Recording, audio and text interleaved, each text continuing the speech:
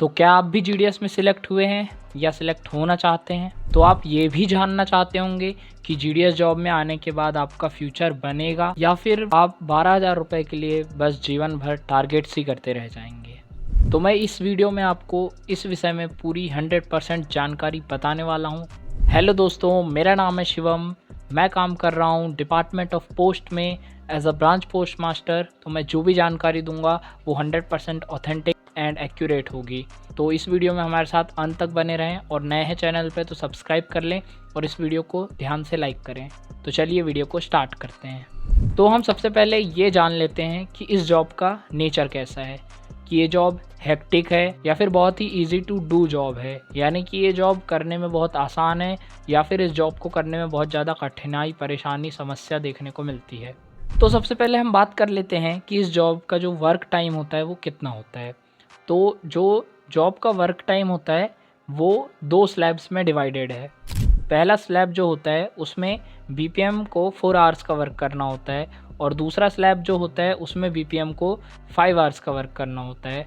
Same ऐसे ही जो slab 1 होता है उसमें एबीपीएम को 4 आवर्स का वर्क करना होता है और जो स्लैब 2 होता है उसमें एबीपीएम को 5 आवर्स का वर्क करना होता है और इसी के अकॉर्डिंग उनको सैलरी भी मिलती है। यानी कि जो स्लैब 1 होती है उसमें बीपीएम को मिलते हैं 12,000 रुपीज़ TRCA और जो एबीपीएम होता है उसको मिलते हैं 10,000 रुपीज़ TRCA। और जो सेकेंड स्लैब होता है जिसमें 5 आवर्स का वर्क होता है उसमें मिलता है एबीपीएम को 12,000 TRCA और जो बीपीएम होता है उसको मिलता है 14,500 यानी 14,500 रुपये TRCA। तो इस प्रकार वर्क टाइम के अकॉर्डिंग जीडीएस को सैलरी मिलती है और ये जो वर्क टाइम होता है ये डिपेंड करता है आपके वर्किंग एरिया पे कि आपके डिवीज़न में आपको कितने बजे से लेकर कितने बजे तक का काम करना है। तो अब बात आ जाती है कि जो जॉब है बीपीएम एबीपीएम की वो किस प्रकार से हेक्टिक है। तो यदि हम बात करें एबीपीएम की तो एबीपीएम की जॉब जो होती है वो फील्ड जॉब होती है, मतलब उसको घर घर जाकर डाक बांटनी होती है। यानी कि जो पार्सल्स आते हैं और जो भी डाक आती है उसको सबसे पहले अपने सब ऑफिस से लेना होता है, फिर वहाँ से उसको उठाकर अपने रजिस्टर में एंट्री करनी होती है। जैसे ही वो एंट्री कर लेता है उसके बाद जितने उसको पार्सल्स आते हैं उसको जहाँ जिस गांव का पार्सल है उस गांव में जाकर उस पार्सल को जो ग्राहक का घर होता है वहाँ तक डिलीवर करना होता है, मतलब डोर स्टेप सर्विस देनी होती है एबीपीएम को।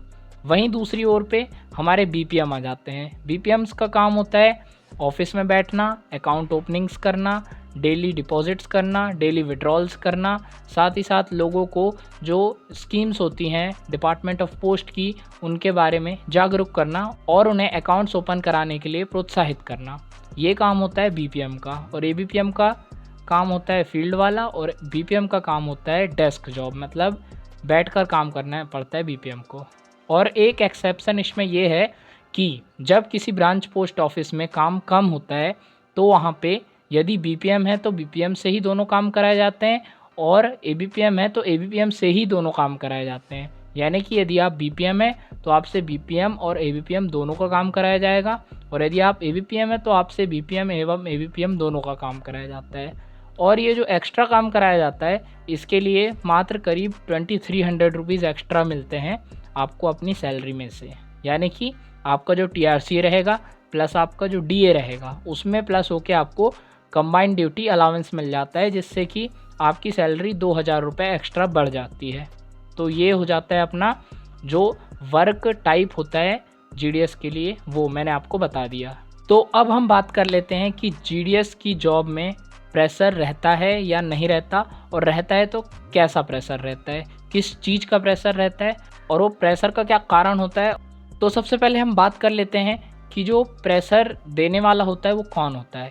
तो जो प्रेशर देने वाला होता है वो होते हैं आपके सीनियर्स, यानी कि आपके जो मेल ओवरसीयर हैं वो, और आपके जो SPM होते हैं सीनियर पोस्ट मास्टर वो, और एक और आपके जो SDI होते हैं वो भी आप पर प्रेशर बना सकते हैं और साथ ही साथ आपके जो ASP होते हैं वो भी प्रेशर बना सकते हैं। हालांकि ये जो प्रेशर है ये हाई ऑफिशियल्स की तरफ से आता है उनको, और वो प्रेशर वो छोटे कर्मचारियों पर ट्रांसफ़र कर देते हैं, जस्ट यही होता है। तो अब हम बात कर लेते हैं कि प्रेशर कितने प्रकार का होता है। तो सबसे पहले हमें अकाउंट ओपनिंग का प्रेशर देखने को मिलता है।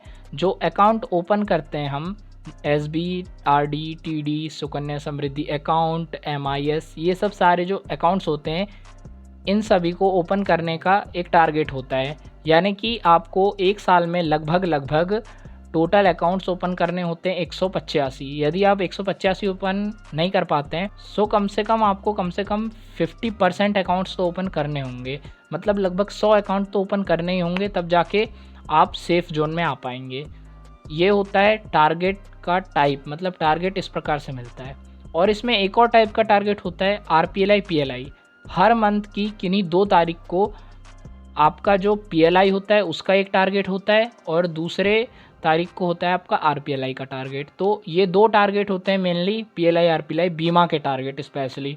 और कहने को तो ये एक इंसेंटिव वाला काम है, इसमें आपकी मर्जी होनी चाहिए कि आपको करना है या नहीं करना है, पर हमारे ऑफिशियल्स के द्वारा इसमें भी प्रेशर बनाया जाता है। तो ये जो मैं बात बता रहा हूँ ये 100% ऑथेंटिक है और मेरी पर्सनल लाइफ से रिलेटेड है, तो मैं आपको बता रहा हूँ जो मैंने अभी तक देखा है उसके अनुसार। और बात आती है कि आईपीपीबी का प्रेशर रहता है या नहीं। तो जिन एरियाज़ में आईपीपीबी का काम होता है, चलता है, उन एरियाज़ में आईपीपीबी का प्रेशर डाला जाता है। लेकिन जिन एरियाज़ में आईपीपीबी का काम नहीं होता उन एरियाज़ में थोड़ी रियायत देखने को मिलती है और आपको केवल और केवल जो मैंडेटरी अकाउंट ओपनिंग्स होती हैं वो करनी होती हैं। और इसका टारगेट बहुत छोटा होता है, जैसे कि 2 एईपीएस ट्रांजैक्शंस करना या फिर 6-7 अकाउंट्स ओपन करना आईपीपीबी के प्रीमियम वाले, बस ऐसा कुछ टारगेट रहता है। इससे ज़्यादा कुछ हैवी नहीं रहता है आईपीपीबी में, जहाँ पे रियायत रहती है वहाँ पे। और रही बात जो पॉलिसीज़ रहती हैं आईपीपीबी की वो करने की, तो वो ज़्यादातर उसमें अभी प्रेशर नहीं डाला जाता है। इन फ्यूचर शायद हो सकता है कि उसमें भी प्रेशर डालना चालू कर दिया जाए, क्योंकि जो हमारा इंडिया पोस्ट पेमेंट्स बैंक है वो कन्वर्ट होने जा रहा है स्मॉल फाइनेंस बैंक में। उसके बाद हो सकता है कि टारगेट बहुत तेज़ी से बढ़े। सो अब बात आती है कि सॉल्यूशन क्या है इन टारगेट्स को कंप्लीट करने का और इस प्रेशर से बाहर निकलने का। तो इसका एक बहुत अच्छा तरीका ये है कि आप अपने जो एरिया है वहाँ के गाँव में घूमें, लोगों से संपर्क बनाएं, उन्हें जो फ़ायदे मिलते हैं उन फ़ायदों के बारे में बताएं। और यदि आपको जो स्कीम्स है उन पे डिटेल इन्फॉर्मेशन अपने ग्राहकों को बताना है तो मैंने इस पर एक प्लेलिस्ट बना दी है, आपको स्क्रीन पे शो हो रहा होगा।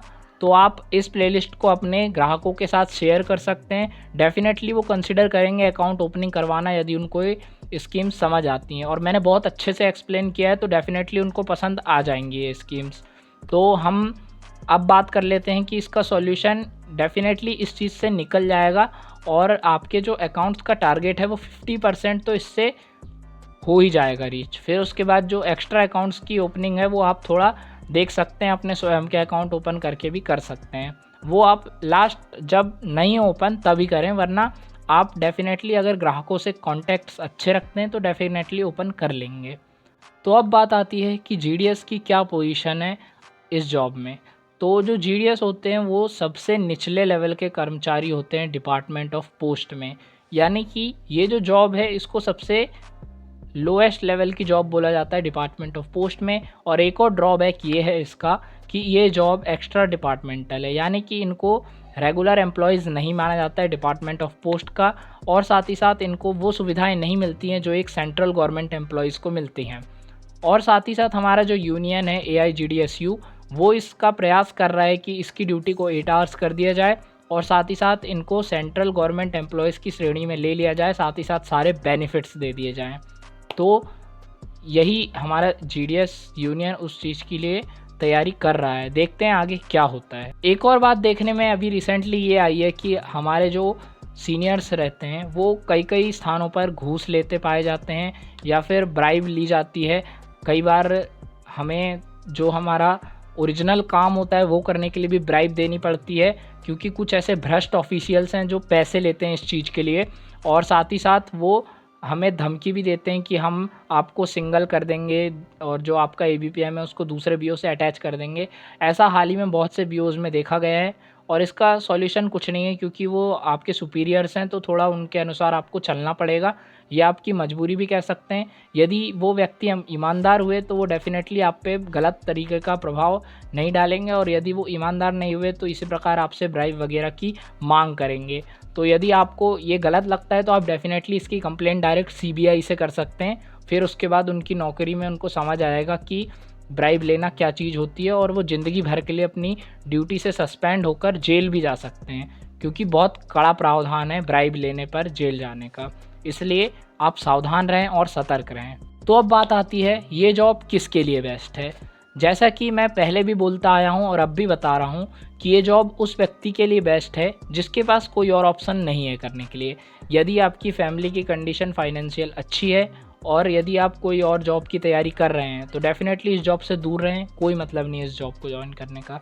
और यदि आपकी फैमिली की कंडीशन उतनी अच्छी नहीं है तो आप इस जॉब को डेफिनेटली ज्वाइन कर लें। और यदि आपको ऐसा है कि मुझे फ्यूचर में प्रमोशन लेके इसी डिपार्टमेंट में आगे बढ़ना है तो भी आप इस जॉब को ज्वाइन कर लें, क्योंकि इस जॉब को रेगुलरली 3 इयर्स तक करने के बाद आपको एक चांस मिलता है एग्ज़ाम देके MTS में प्रमोट होने का। साथ ही साथ उसके बाद जब आप 2 साल MTS की ड्यूटी कर लेंगे उसके बाद आपको एक और चांस मिलेगा पोस्टमैन बनने के लिए एग्ज़ाम देने का। फिर उसके बाद 3 साल पोस्टमैन की ड्यूटी करने के बाद आपको एक और चांस मिलेगा एग्ज़ाम देके पोस्टल असिस्टेंट बनने का।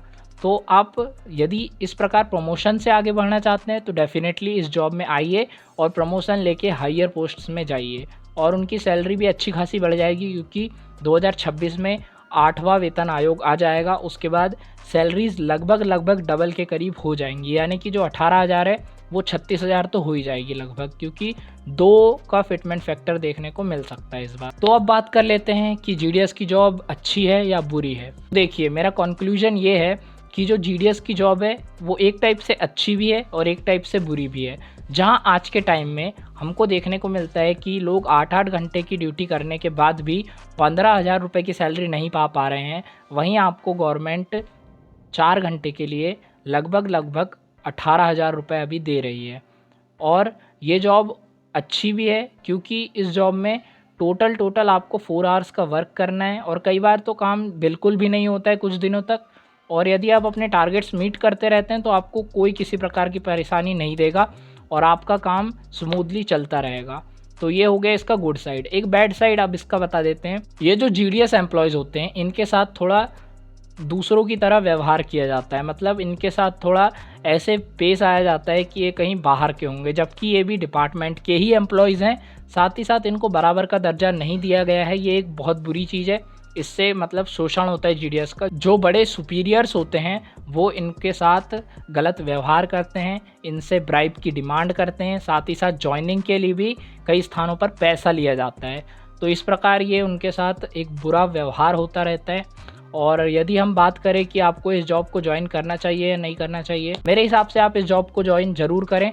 इससे आप फ्यूचर में प्रमोट होकर एक अच्छी जॉब में जा सकते हैं। साथ ही साथ अभी ये भी चांस बन रहा है कि GDS के वर्क टाइम को बढ़ाकर 8 आवर्स कर दिया जाए। उसके बाद GDS की जितनी समस्याएं सब समाप्त हो जाएंगी और ये एक ग्रुप C की जॉब बन जाएगी, जिसमें आपको बेसिक सैलरी ही 18,000 देखने को मिलेगी, और फिर उसके बाद आपका जो लेवल होगा वो सेम टू सेम एक MTS के लेवल का होगा।